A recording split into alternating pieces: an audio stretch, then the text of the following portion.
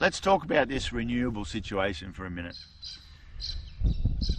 I've got to say that I've lived off grid for a few years. I see the benefit in a solar panel and what it can do.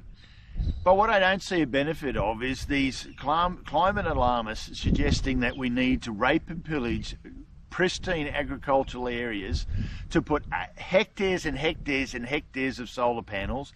We need to go into pristine environments and rip, tear and bust to put the pedestal fans in, all to see that we're not going to replace what we've got now with substantial, constant power. I can make all the arguments under the sun to the negative, but let's put it this way. How is it that everything that a government seems to want to do has to have a commercial lean to it? It means it has to make a profit to it. If, for say, we originally started with solar panels and these electricity companies were actually giving money back to people who were putting power into the grid. Now, I'm getting reports that people that are doing that are no longer receiving any sort of benefit or price off their bill, because these electricity companies are now saying, oh no, we've got too much baseload power during the day and we can't cope with it. So how do we have the argument that power prices are going through the roof? You've got where we started putting panels on there and the companies were paying them for that power, saying, nah, stop, we're not going to pay you for that now. But we still have blackouts, brownouts.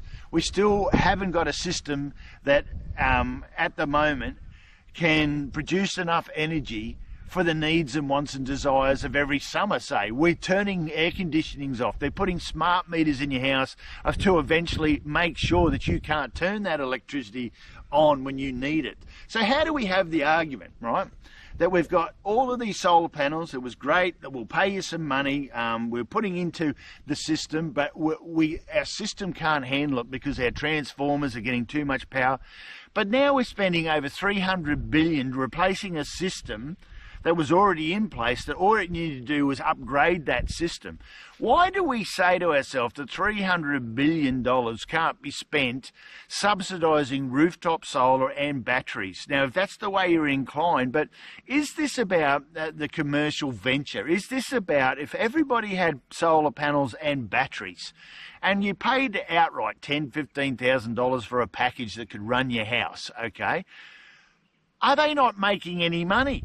So if they subsidised and did all that and you used all the hard stand areas of all their rooftops to use as solar panels and for the batteries, and each household dropped their usage because they were able to draw on these batteries during peak times of the day, is it about these power companies can't possibly allow governments to subsidise you and me who pay the taxes to put these things, if that's the way of the future, onto everyone's roof?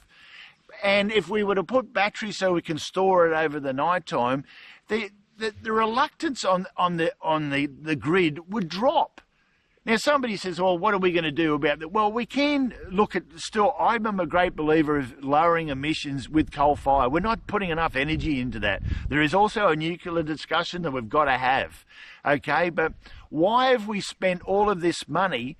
And if the reports are right that every pedestal fan that is placed on these farmers' land that we're no longer producing food for is giving a kickback of $600,000 to $900,000 per annum per pedestal fan to these foreign companies, and they're all foreign companies.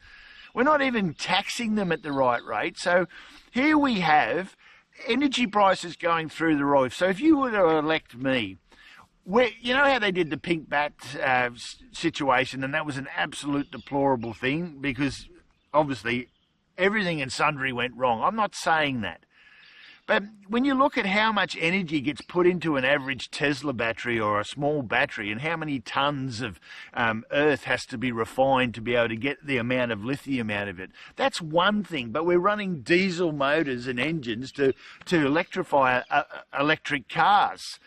So we've got a system that we're going to have all these electric cars, but we don't have enough baseload power to be able to do it. If everybody had an electric vehicle, the whole place would come to a stop because we don't have enough baseload. Okay, you've heard this to ad nauseum. So as a critical thinker, I want to look at what we do with coal. There's something called polyethylamine.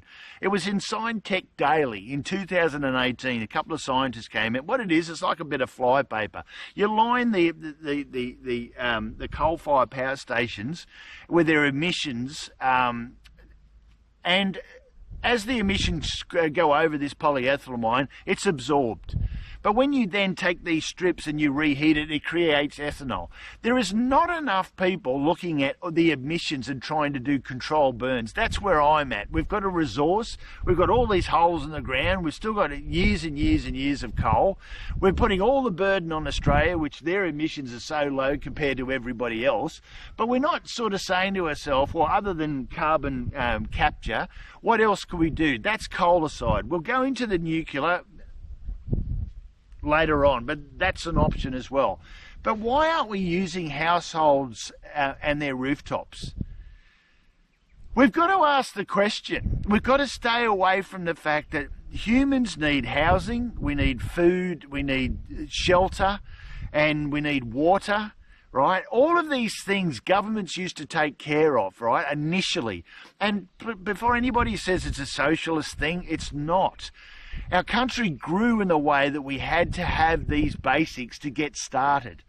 And it was very prosperous to have certain elements of our society sort of controlled by governments, but with clever thinking we can get away from purely public government control assets. So we're ruining our agricultural areas, we're decimating people's lives, we're reducing our ability to produce food, all in the guise of climate. People, again, going through this over and over and over, it is the people at the top that are holding us back. Do something on polling day. And if you can do me a favour, contact any of the minor parties and say, stop competing with each other in each electorate. That way we'll have a fighting chance of actually winning. Thank you. If you value this priority, I humbly ask for your support by voting for me on polling day. Please visit my website for more information.